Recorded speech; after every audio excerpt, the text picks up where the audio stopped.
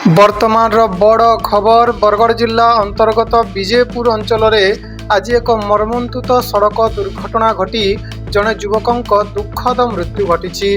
विजयपुर बरगढ़ मुख्य सड़क radiance college पाखरे यह दुर्घटना घटी बेले समग्र अंचल शोकर छाया खेली जाइछि।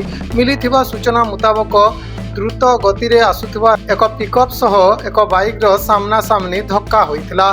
खबर अनुसार बाइकटी विजयपुर पटरु आसुथिबा बेले चारि चकिया गाड़ीटी पड़ा पटरु बरगढ़ दिगकु जाउथला। एही समय रे रेडियंस कॉलेज सम्मुख रे दुई गाड़ी मध्य भयंकर धक्का होइथिला। धक्का एते भयावह थिला जे बाइक चालक घटनास्थल रे ही प्राण हराइथिले। घटना परे किछि समय पर्यंत सही सड़क रे यातायात बाधाप्राप्त होइथिला।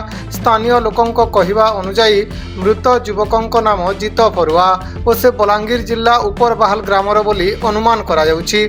तथापि एही परिचय संपर्क में पुलिस पक्षरु एपर्यंत सरकारी पुष्टि होई नाही।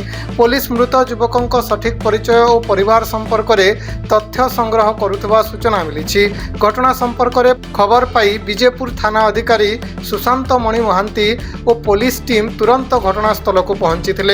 पुलिस घटनास्थल में तदंत करने सह दुर्घटनार प्रकृत कारण खोजबारे लगी पड़ी। चारि चकिया गाड़ीटी फेरार अच्छी। दुर्घटनाग्रस्त बाइक नंबर है OD17A1078। पुलिस यही नंबर आधार में बाइक मालिक और मृत युवकों परिचय संपर्क में तथ्य संग्रह करुच्ची। यही दुर्घटना पर स्थानीय लोके अंचल में वृद्धि पाउथबा सड़क दुर्घटना नहीं चिंता व्यक्त करिसेंती।